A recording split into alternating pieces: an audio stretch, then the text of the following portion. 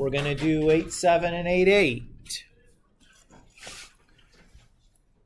That's the last two sections of Chapter 8. Woohoo!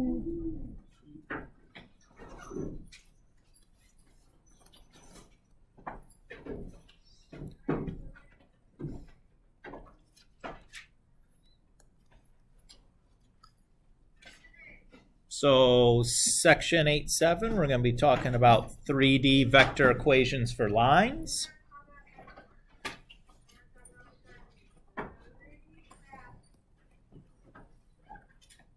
We've already talked about 2D vector line equations.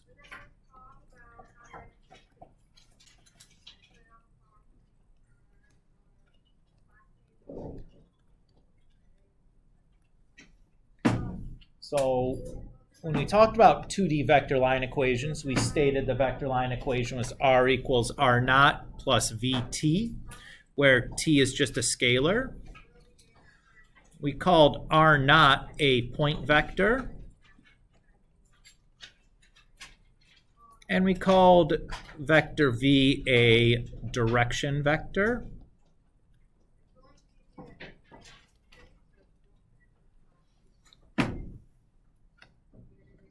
That all rings some bells. Now, in a two-dimensional setting, the direction vector was basically just the same thing as the slope, right? Unfortunately, in 3 dimensions, there's not really such thing as slope, because you have 3 variables in which you're moving, not just x, y, but you have an x, y, and a z. So we kind of need to come up with a different way of talking about a direction vector in 3D.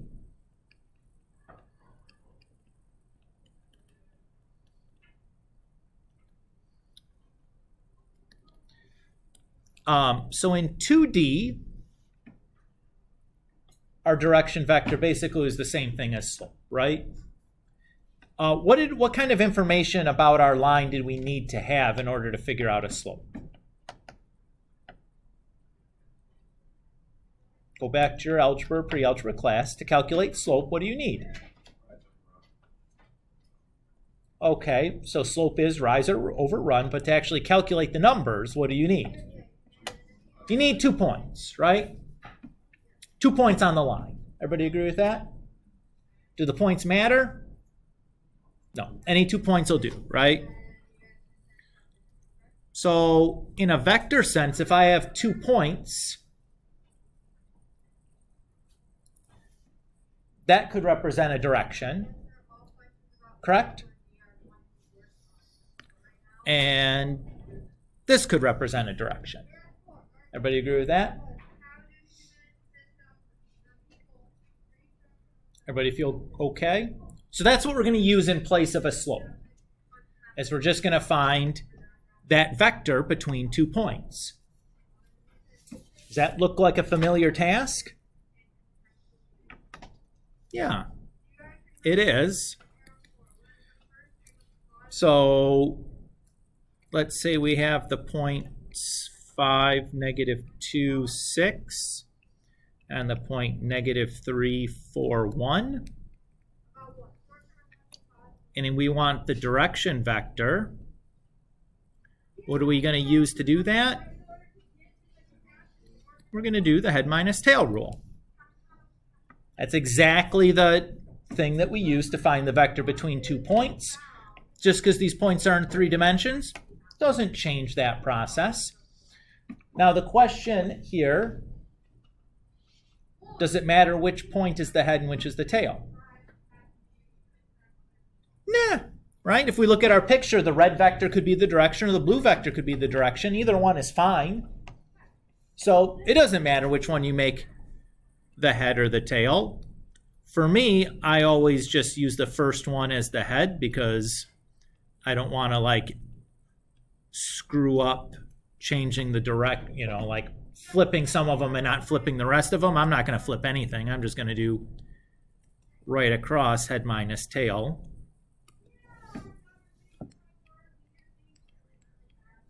So my direction vector could be represented as 8, -6, 5. If you did the other direction, the signs just flip, and it would be -8, 6, -5. But, like, it doesn't matter. Does that feel okay? So with that, then, if I wanted to write the vector line equation here, my point vector could be either of the 2 points. I'm just going to use the first point. And then the direction vector I just created with the t slapped on the end. And I'm done.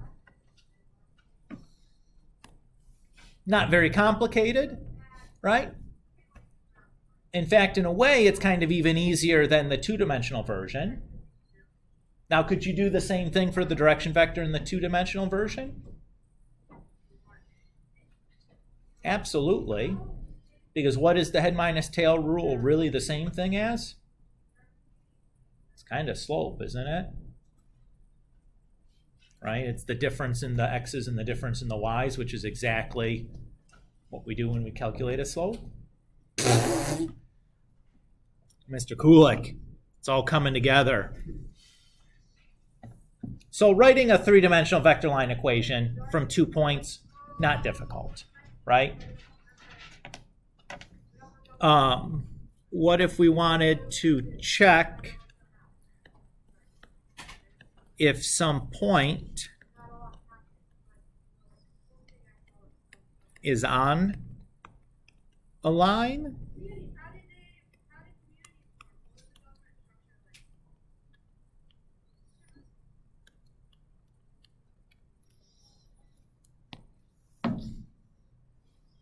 Well, this is a question we've already kind of addressed, right? We did this for 2 dimensions. Do you suppose anything changes in 3 dimensions? No way, Jose.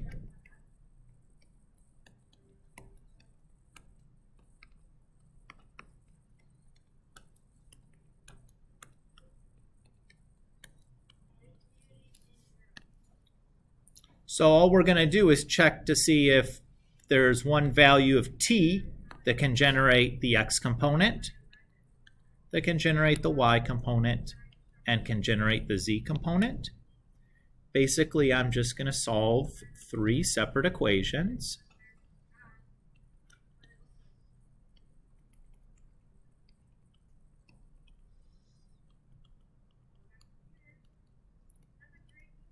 And see if I get the same value of t each time.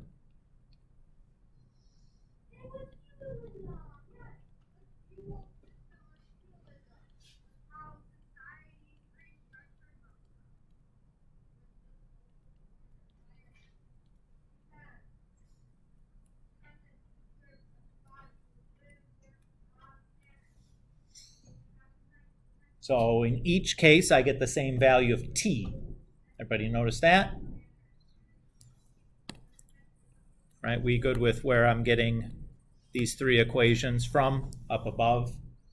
We'll color code it for you guys so it's nice and clear.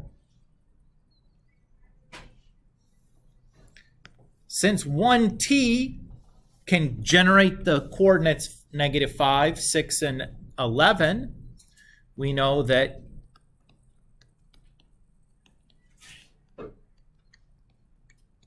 that point is on our line.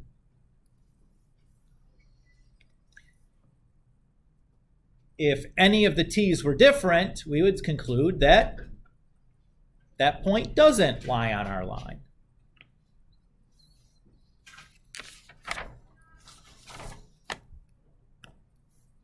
You guys feel okay doing that? Not too bad, right? Okay.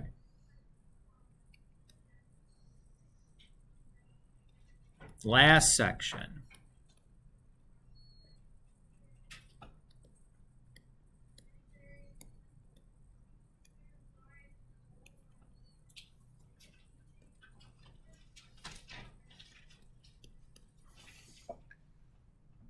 So in the last section, we're going to look at 3D intersections of lines with other lines.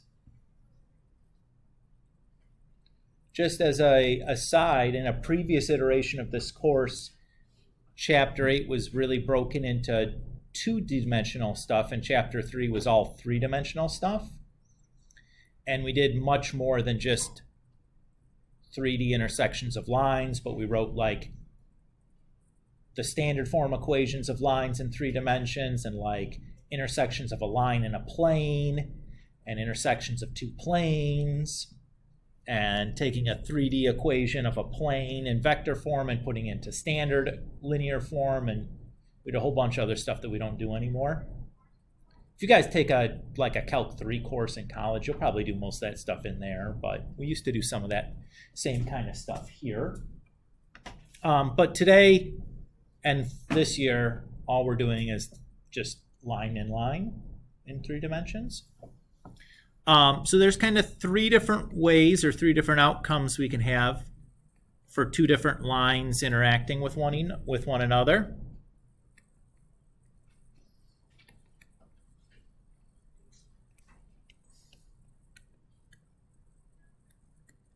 So not surprisingly, they can intersect at one point.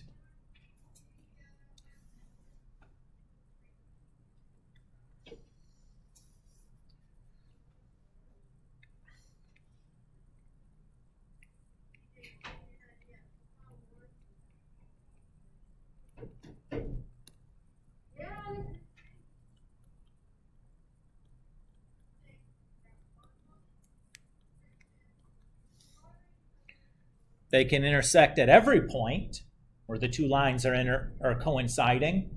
Basically, the 2 lines are exactly the same line. They just lay right on top of each other. Back in your Algebra 2 class, I think I referred to this as like the infinitely many solutions situation.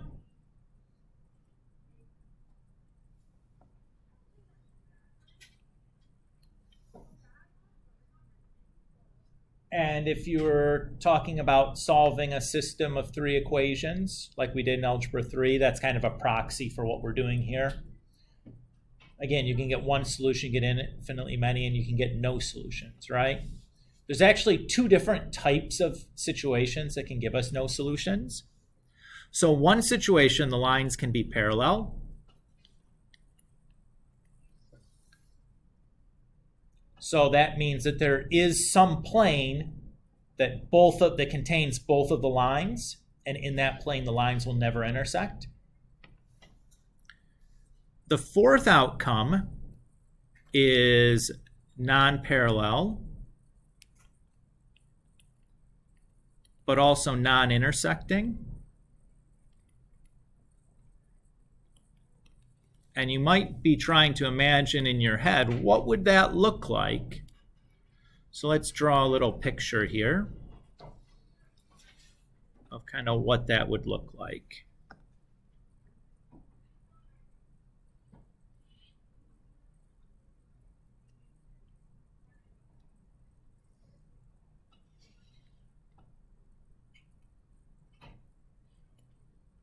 So I'll just draw a quick little sketch-a-rooney here. Okay. So I have 2 planes here, right? I have this plane in yellow and this plane here in blue, right? Those 2 planes are parallel, so they will never intersect, correct? I could have a line down in the blue plane, and I have a line up in the yellow plane. And clearly those lines are not parallel, right? There's no plane that's going to contain both of those 2 lines. Everybody agree with that? Even if you drew some like diagonal thing through there, you can't grab both of them. But because the lines are in parallel planes, they're also never going to intersect, even though they're not what we would call parallel lines. Do you guys kind of see that geometrically, what's going on?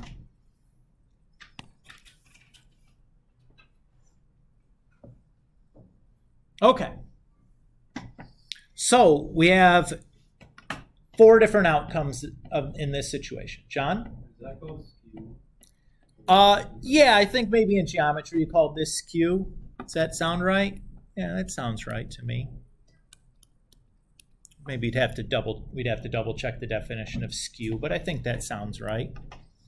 It's been a while since I've taught the geometry class. Okay, so what we're going to do next, we're going to draw up a little like decision tree for how we can go about taking a pair of lines and deciding which one of these 4 outcomes we have. Okay?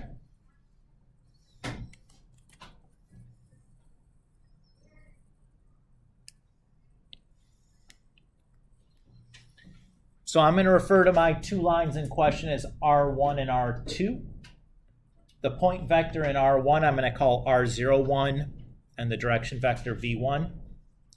In R2 I'm going to call the point vector R02 and the direction vector V2.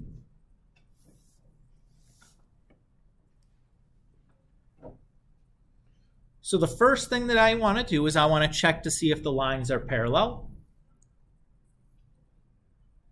To do that, what I'm going to do is I'm going to check to see if the slope vector for one line is a scalar multiple of the slope vector for another line.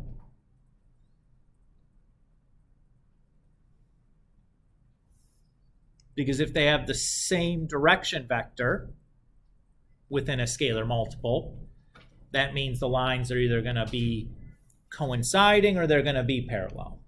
Everybody okay with that idea? So if the lines are parallel, the next thing we need to do is check to see if they're coinciding. To check if the 2 lines are coinciding, I'm going to check to see if the point vector from R1 is on the line for R2. Or you could do the reverse. You could check if the point vector from R2 is on R1. Now, if the lines are parallel and the point vector from one line lies on the other line, that means that they're coinciding, because if they're going the same direction and one of the points is the same, then all the rest of the points on the line have to be the same. If that point vector is not on the other line, then the lines are just parallel. If they're going the same direction, they don't have a point in common, then none of their points can be in common.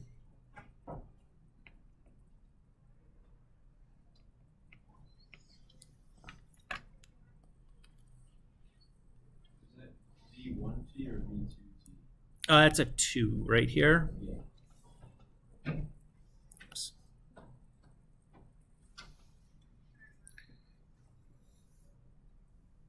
Yeah, Jake? What's in between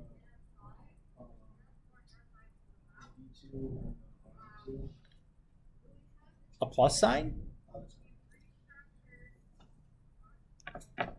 So if the lines aren't parallel, we'd want to check to see if they're intersecting then. To do that, we just set R1 equal to R2, just like we did in the 2-dimensional situation. Ooh, excuse me. I kicked my desk. It happens. Sergio knows. We set R1 equal to R2 and then solve to find the intersection. Now, there's a little detail that's different in 3 dimensions than there is in 2 dimensions, but it's not a big deal. But it's the same basic setup where we make the system and solve the matrix, or use the matrix to solve the system, excuse me. So if that system has a solution, then we can use that solution to find the point of intersection. And if that system doesn't have a solution, then we just say they're non-parallel, non-intersecting. So I'll zoom this out a little bit so you can kind of see the whole thing at once.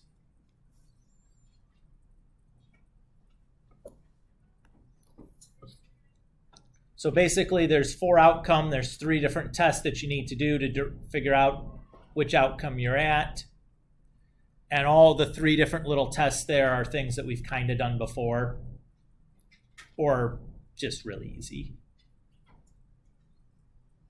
Jake? What does it say in the last box on the one to the left and the far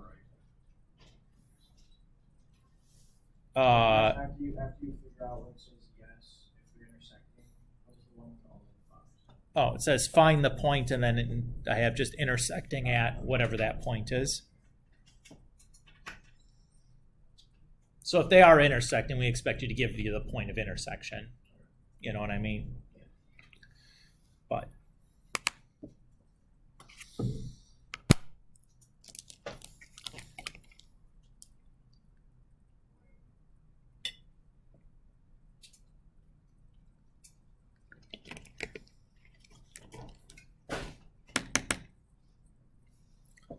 all right.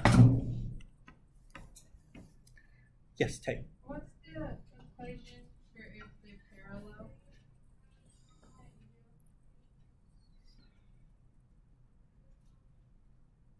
You just need a better look at that guy. Yeah, what is that? What does it mean? Just means that if one direction vector is a scalar multiple of the other. Oh, okay. Alright. That's what the K is? Yeah, the K is a scalar. Because it doesn't have a vector hat on it. Yeah, okay. Cool.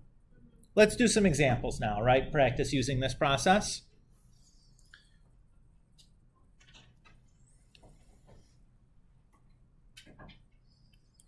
So I'm just going to write down the vector line equations. I'm not going to write a bunch of directions down in words. It basically just find the interaction between these things. And if they are intersecting, give the point of intersection. Oops.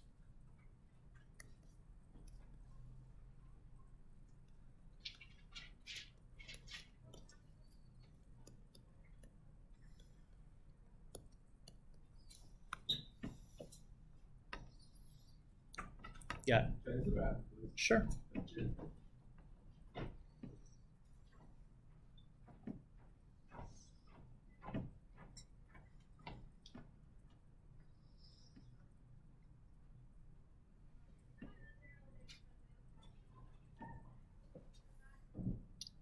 Okay, so according to our flow chart here, what's the first thing that we want to check for?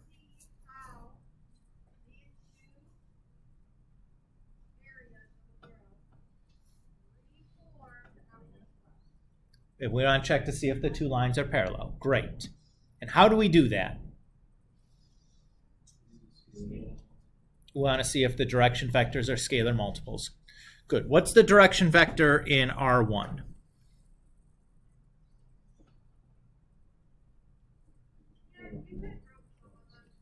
Four, negative 12, 16. And I want to see if that is a scalar multiple of negative 1, 3, negative 4.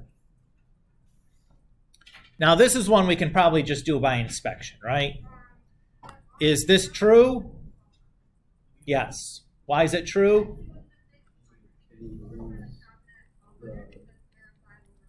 K is negative 4, right?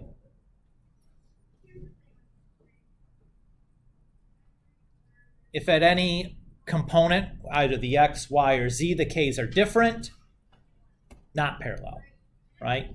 Two of the three matching is not good enough. They all have to be the same k.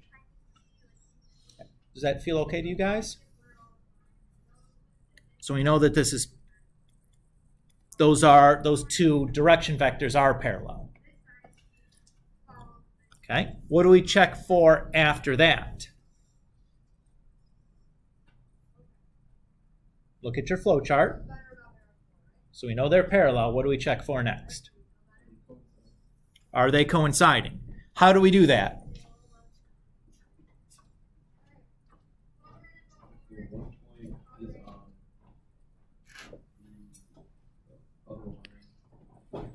Yeah. So basically, we're just going to see if the point vector from R1 is on R2, or you could do the reverse. If the point vector from R2 is on R1, that's fine to do also. It doesn't matter.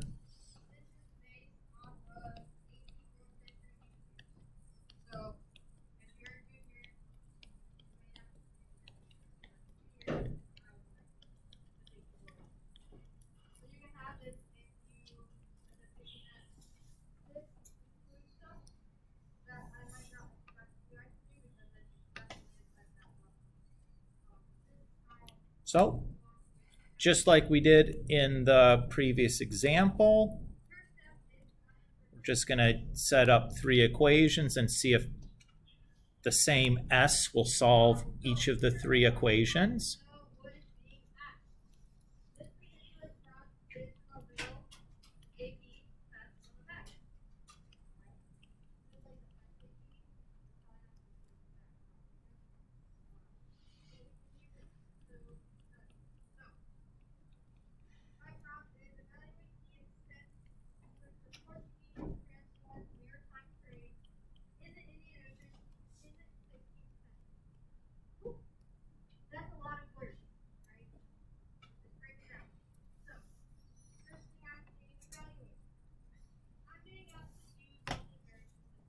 So I got the same S for each equation, right?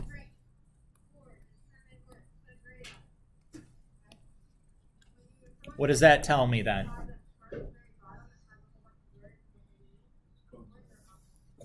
Yes. So we know that this point lies on R2, or that these 2 lines are coinciding. They're actually the same line.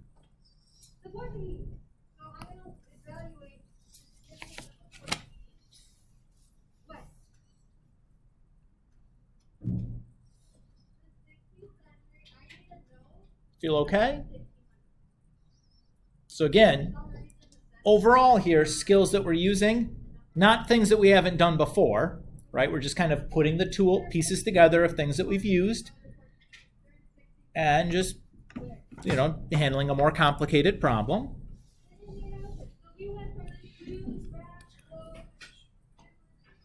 Let's do another.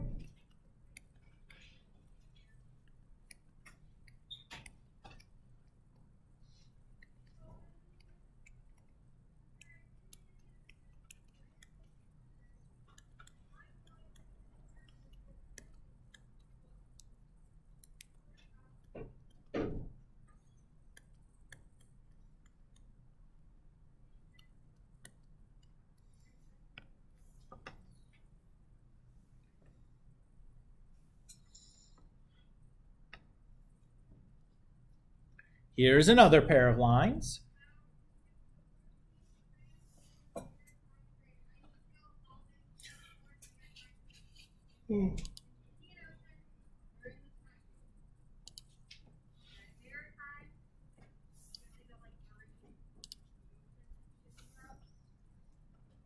Okay. According to our flow chart, what's the first thing we check for? If they're parallel. How do I do that? Okay, check if they're scalar multiples. What are they? The direction vectors. What's the first direction vector or the direction vector for R1? 4, 5, negative 3. And the direction vector for R2? Okay. So here it's a little less obvious to tell right away.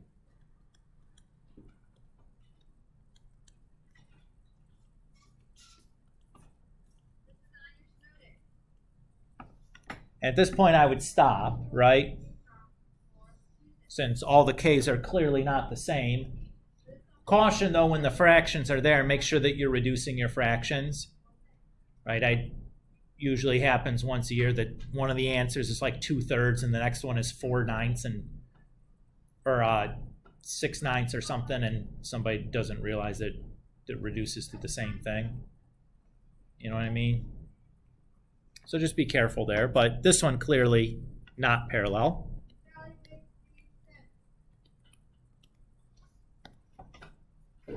Okay, so if they're not parallel, what do we check for next? Good, if the lines are intersecting. How do we do that?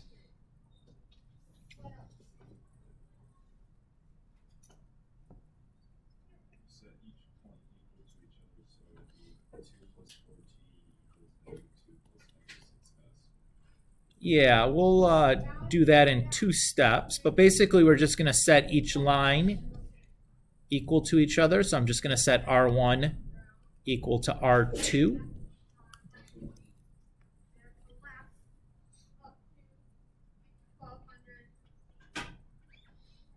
Everybody's okay with that?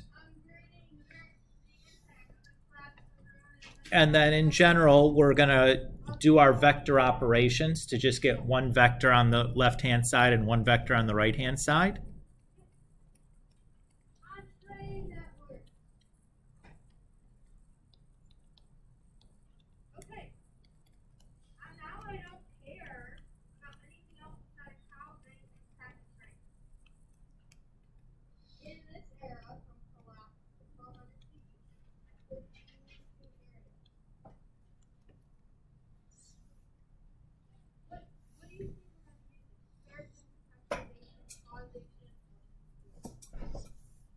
Everybody okay with what I've done so far?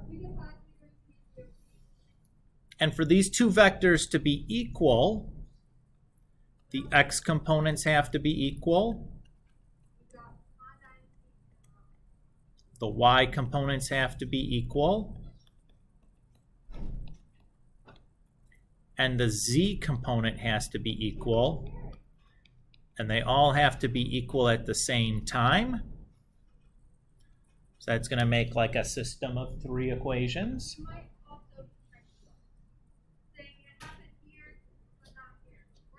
So far, so good.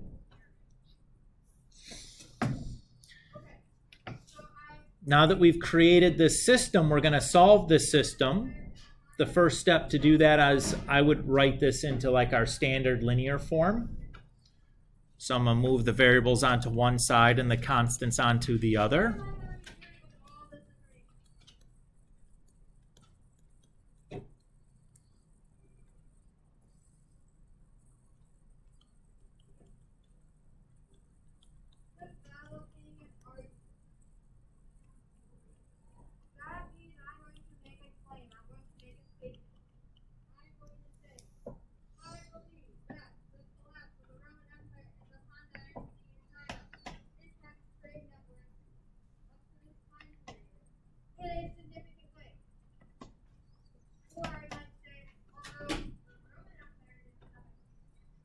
Everybody feel okay here?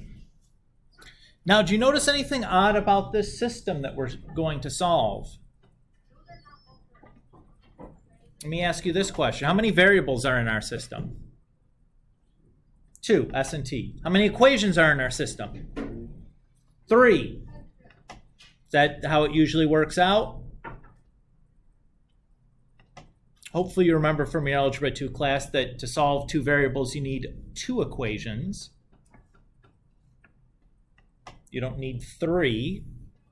So what we're going to do is we're just going to pick 2 of the equations and use that or solve that part of the system.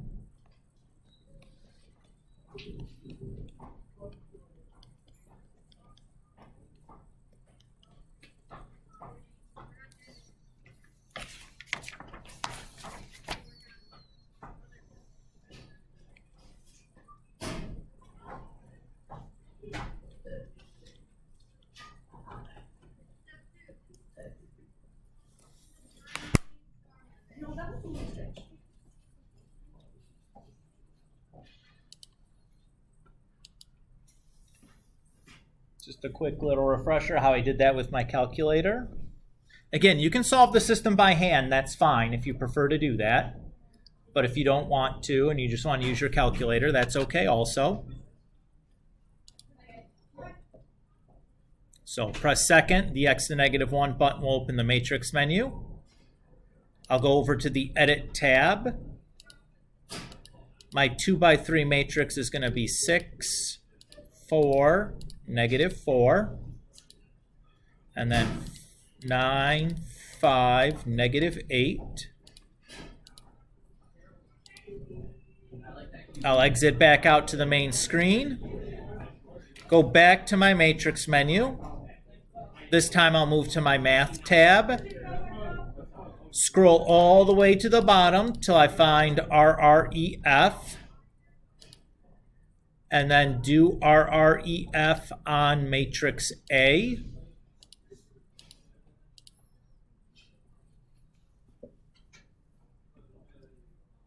Everybody's okay with that? So the way I read this, I notice that my S's I put in the first column. So the first column is going to represent my S's. The T variables I put in the second column. So the second column is going to represent my T's. And the last variables like my answers, or last columns like my answers. So if I look at that first equation, it says 1s plus 0t is equal to -2. Or just s is equal to -2.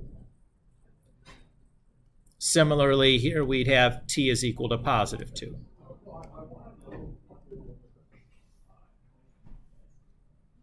Everybody's okay so far?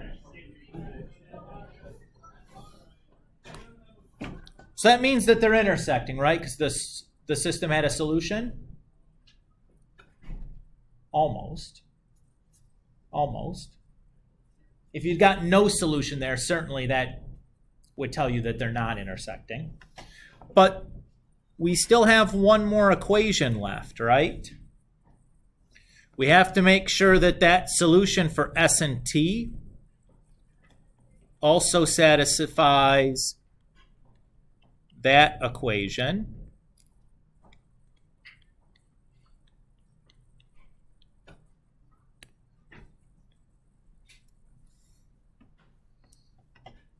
And it does. So that's how we know we're intersecting.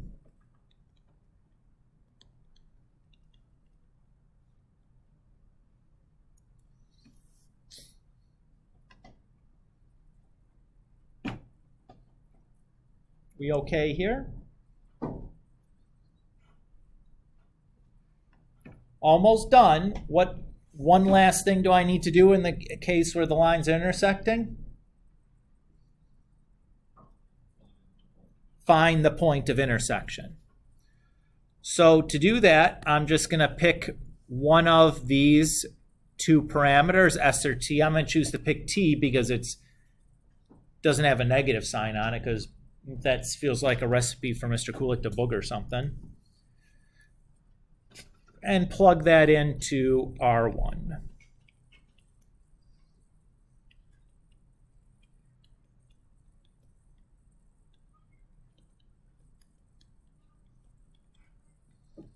So when I do that, I get 8 plus 2, that's 10. 10 plus 4, that's 14. And 1 plus -6, that's -5. Or instead, the point 10, 14, -5.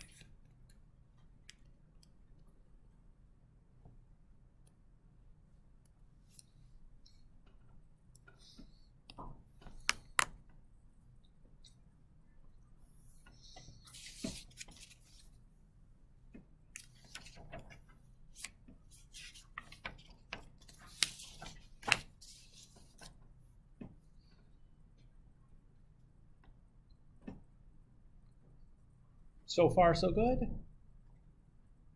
Jake? Where do you get the numbers from the second matrix?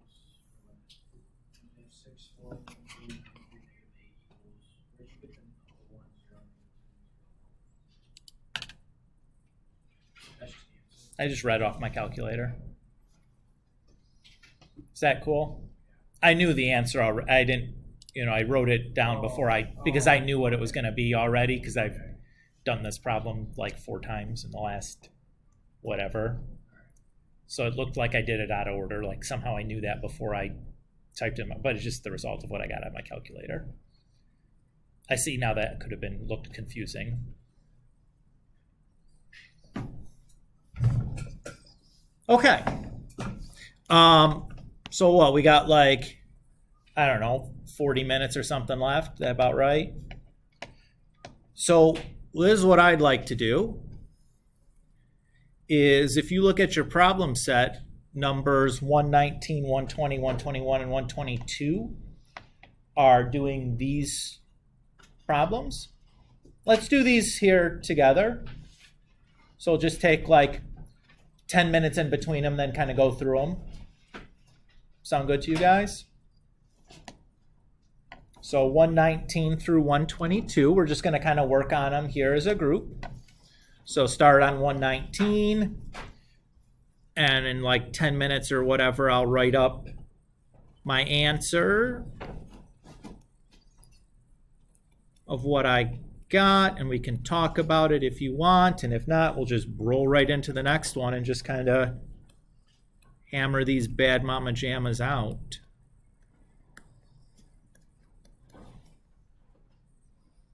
How's that sound to you guys?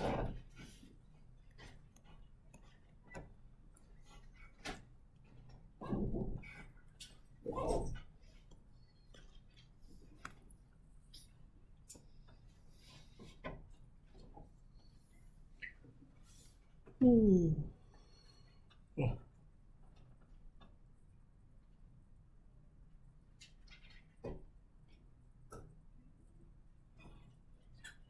Yes, sir. Of course.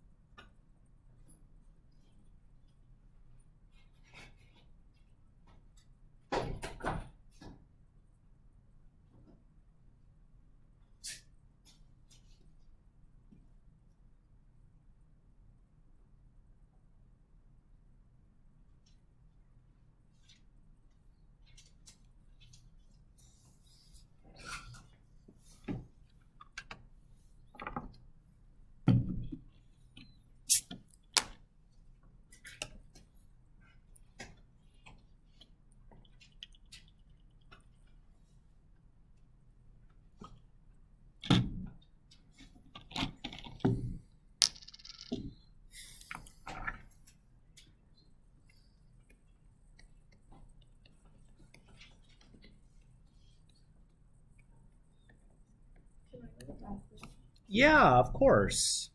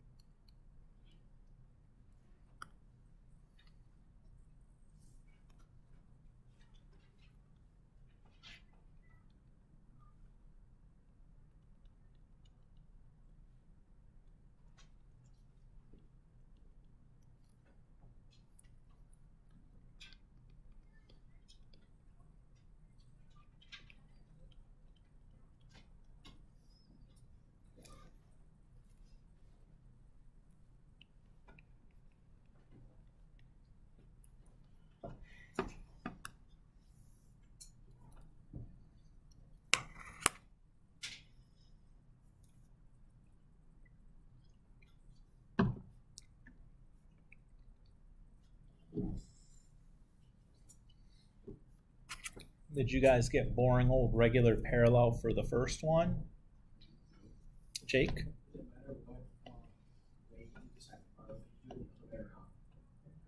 Yeah, you could plug the point from R2 into R1 or R1 into R2. That's okay. If they are truly coinciding, it won't matter which point you plug into, which way you plug it in, whether you plug R1 into R2 or R2 into R1. It'll be good.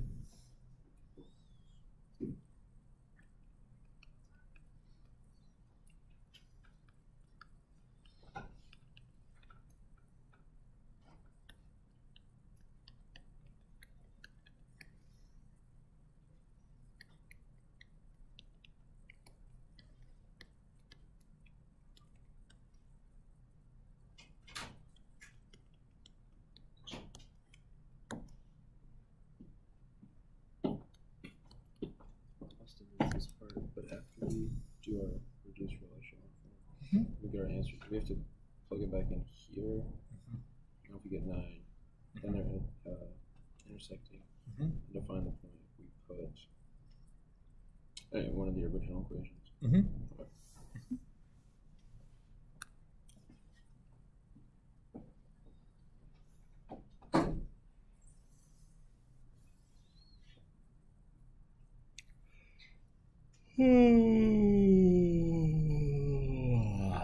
Oh, excuse me, guys.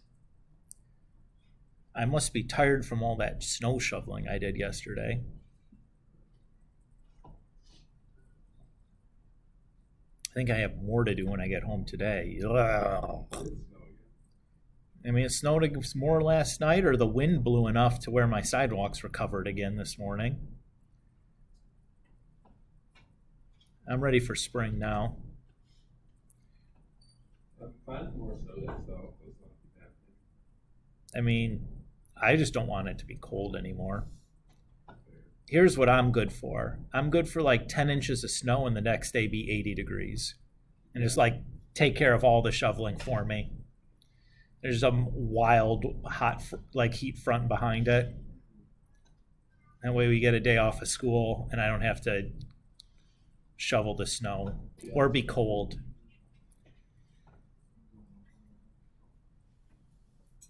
Because I'm not too interested in being cold. My least favorite weather condition, though, is wind. Wind. I don't like it when it's windy.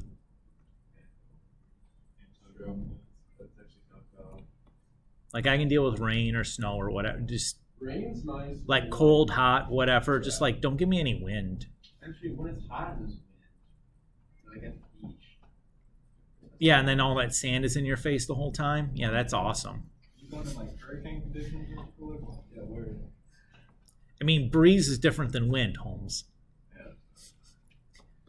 Yeah. Like a 3 mile per hour breeze or whatever, different. And just like some light moving air. Wind is like, it's windy out. I can do wind in like normal weather. Yeah, I know what you're talking about. Cool out and windy. I even think when it's hot out and it's like real windy, it's kind of a hassle. Because if you're trying to do anything outside, it's like, boy, this wind is just making life harder. If you're trying to do yard work or something, it's like, well, this isn't making my life any easier.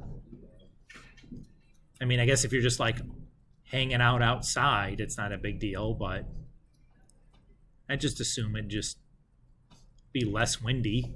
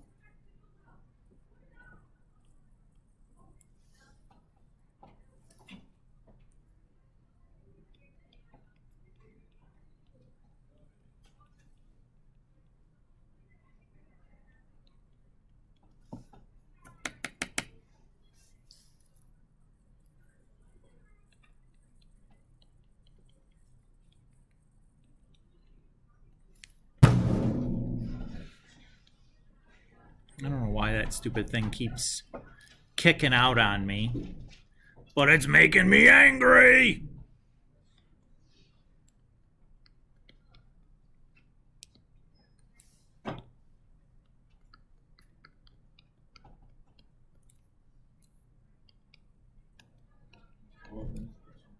I sure hope so. If not, you should consult your physician because it sounds like a serious medical condition.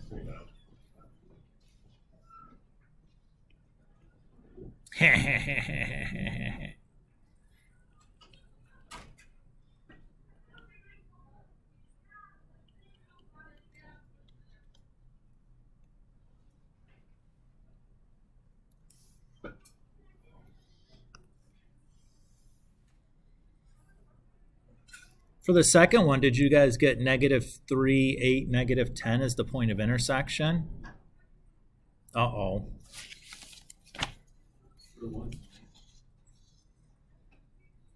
You should have.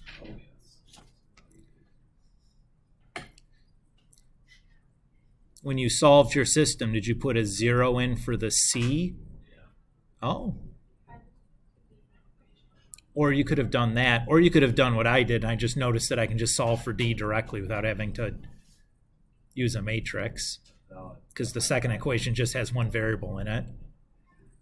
That's what I did. I was like, nuts to you, calculator, in your face. I got this all under control.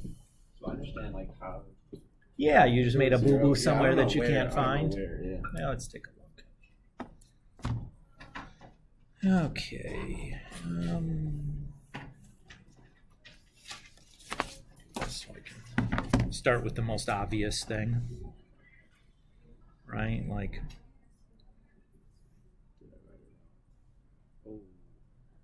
that's probably the issue. Fatal error. Yeah.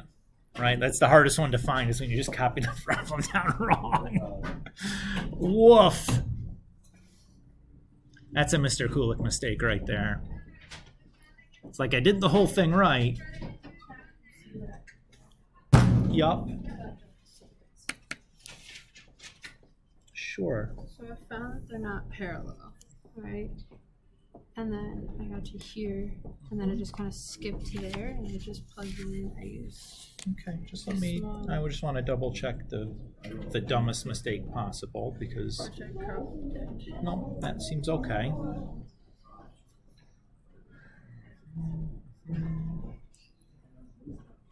So we have 6. Add in the 2C. Okay. 8, 20. Okay. And we have -9. Okay. So you did that. Okay. Ah, I see. So when you write your system, it has to have the answers on the right-hand side. So this column has to be the furthest right column. If you rerun it, I think it'll work. So if I just okay. Because remember, the answer has to be like At the end. variable. Okay. You know, like the form matters there.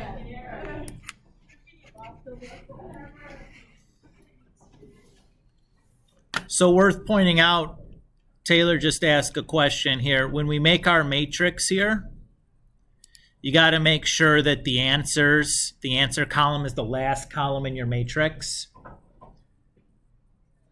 So the format that you make your matrix does matter. The variables have to be on the left-hand side, and the answers have to be on the right-hand side when you put it into the matrix, or it will not work. Does everybody get what I'm saying there? So just as a heads up, I'm not sure if we mentioned that back when we did the 2 variable stuff or not, but doesn't hurt to mention it again now.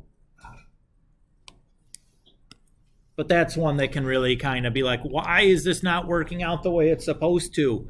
I know I'm doing everything right, and that's like, you're just doing your matrix in the wrong order, which is like,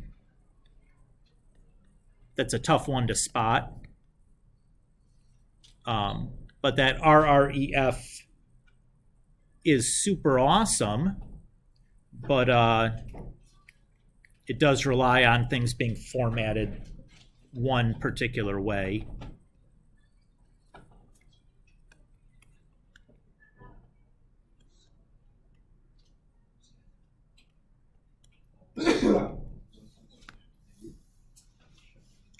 And curses to whoever wrote this problem. What's wrong with, why is Mr. Kulak hating this one? They're using E as a variable? Woof. E's a number, Holmes.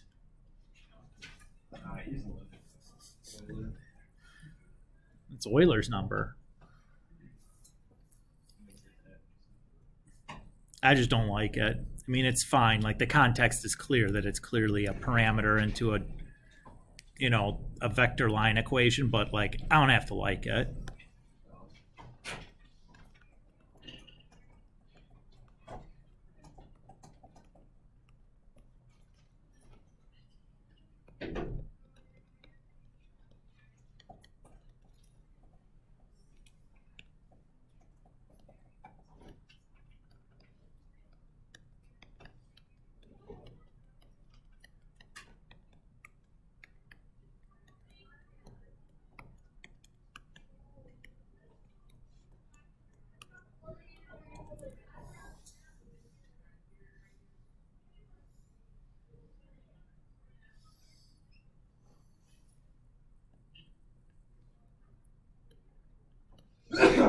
Oh, God bless you.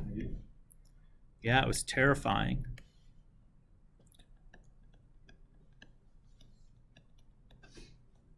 But I'm down with it.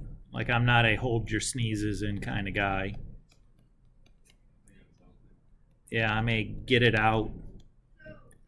Your body's trying real hard to get that stuff out of there. Why fight it? You know?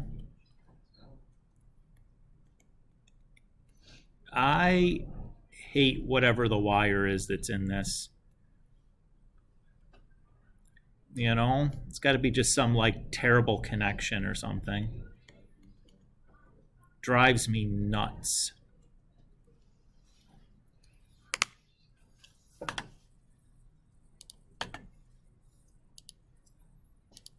I'm just not going to write the matrix when I do this. Like, you guys should.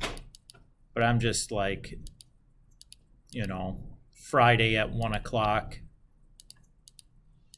Gonna phone the shown work in here a little teensy bit. You know what I mean, guys? I'd expect you guys to show it, though, just to be clear.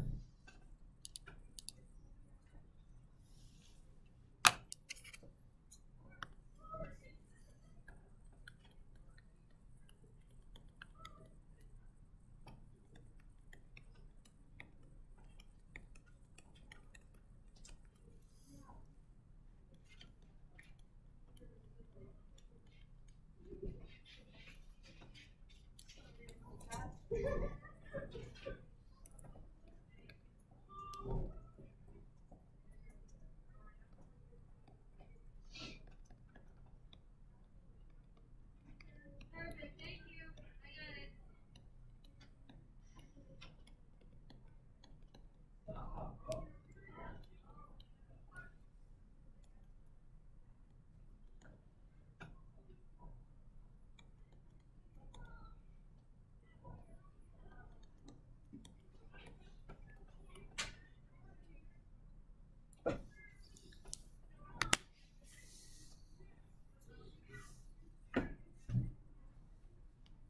On 121, did you guys get 3, -10, -13?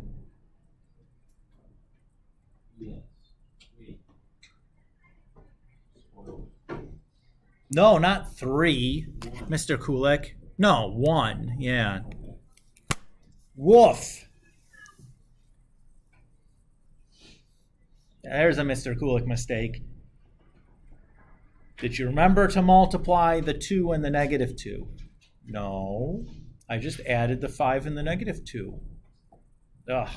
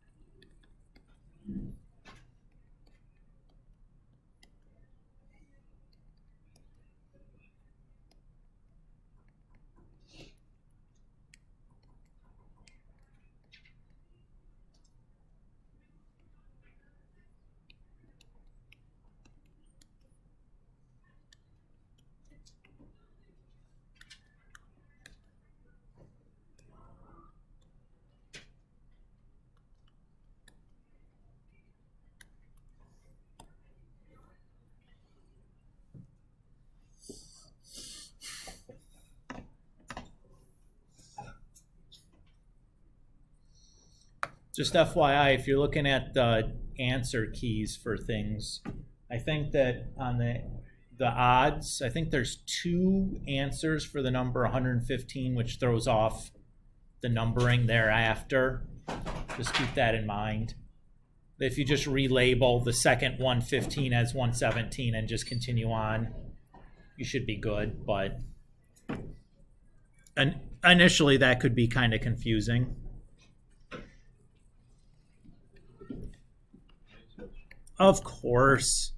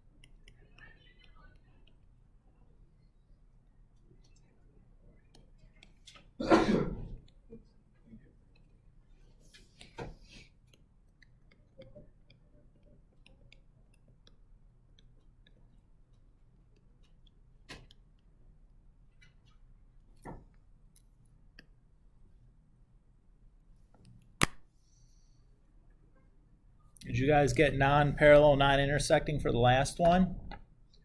Bully to you then.